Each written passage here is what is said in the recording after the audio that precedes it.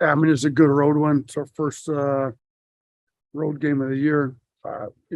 Offensively, we were not very good for large stretches of the game, way too many turnovers, and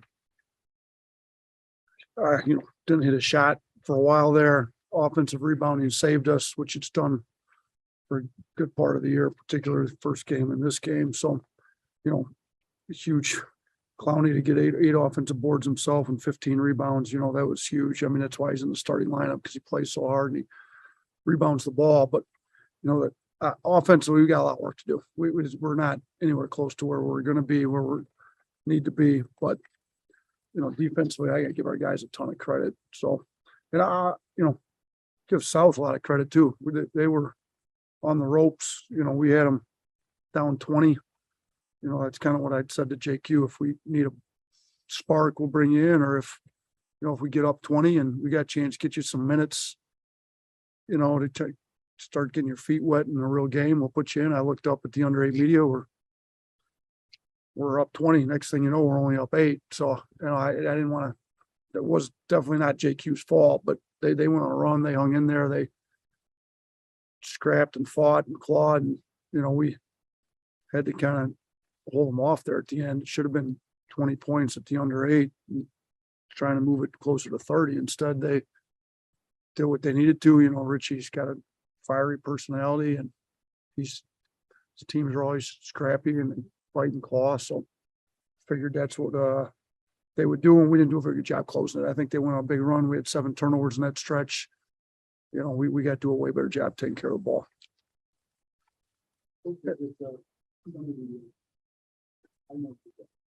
Yeah, go ahead. Coach, on offense, what are some of the things you want to see?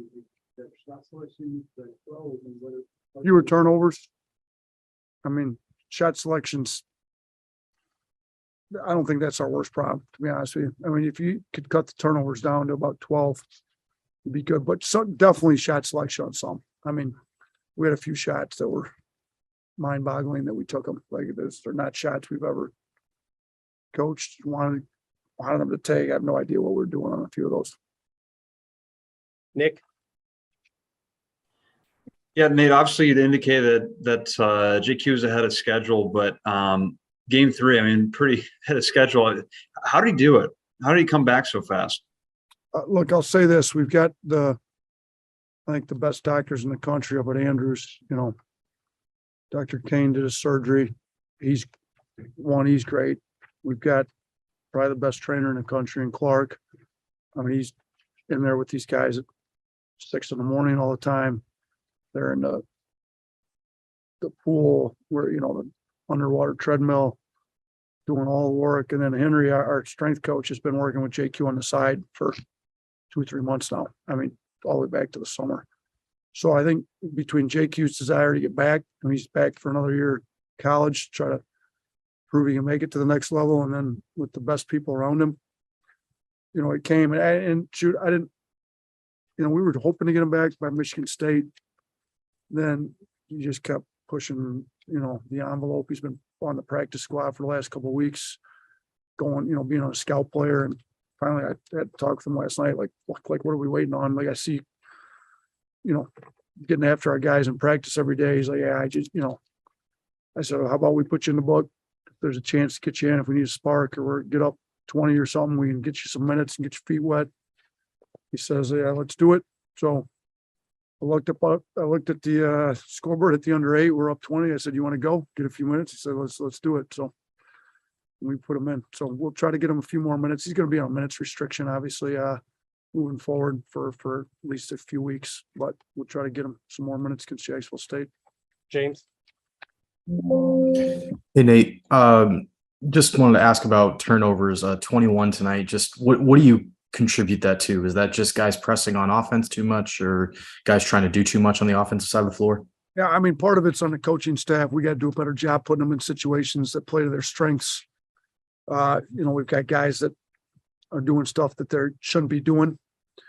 So we got to do a better job coaching them on what we want them to do. So we've got some really good players, but some of them are elite level role players that need to play their role, to be honest with you. Like, we don't need 5 guys on the floor creating offense for everybody. We need some guys to make shots, be guys that play off other guys and do a better job of doing that. So we've got to do a better job convincing our guys that what their role is.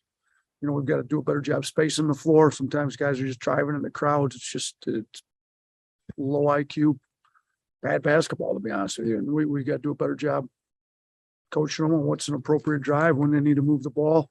Sometimes I think we're passing up shots because we missed the one before. Like, whether you missed the shot before or not, if it's a good shot, you have to take it. And some of our guys, I go back to Noah Gurley's charge. Like, he was wide open from three. Like, we need to take shots. If you're a shooter and he's been making shots at a high clip in practice, you got to take the open shots when they're available.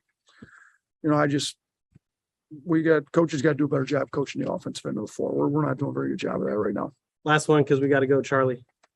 Yeah, Coach, going back to JQ, you mentioned him being on a minutes restriction. Just how close to 100% do you think he is? And when he is back to that, just what kind of boost does he give you guys? It gives us a huge boost. I think, Sears' best quality about him is he can make open shots, and he's a great shooter. I think JQ can get him shots. I think JQ can get Namari, Rylan, Brandon.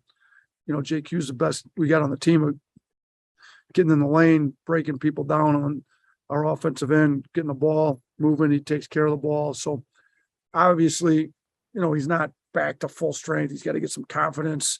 He had a couple turnovers. Like that's fine. We'll get those out of the system. We'll get him back to where he's feeling comfortable, and hopefully by, PKI up in Portland, he's back to looking a lot closer to 100%. So before I end, I'd just like to thank all the Alabama fans down here in Mobile. We played this game down here for a reason. We wanted to play it down here to get fans, Alabama Crimson Tide fans in Mobile, a chance to watch us play live. We had a good amount of fans in the crowd. I thought it was great. We play games in Birmingham every year. We've gone to Huntsville to get the fans in Huntsville. We wanted to come down to Mobile. I don't know if Alabama's ever played South down in Mobile. So I thank the fans that came out. Give Richie some credit. He was willing to play us. He knew it was, this is a home game for them that was going to be hard for them to win, but he took it. So give them credit. Give our fans down here credit. It's a fun game for us to play in front of a greater, environment. South fans were great too. So all in all, a good college basketball game here tonight.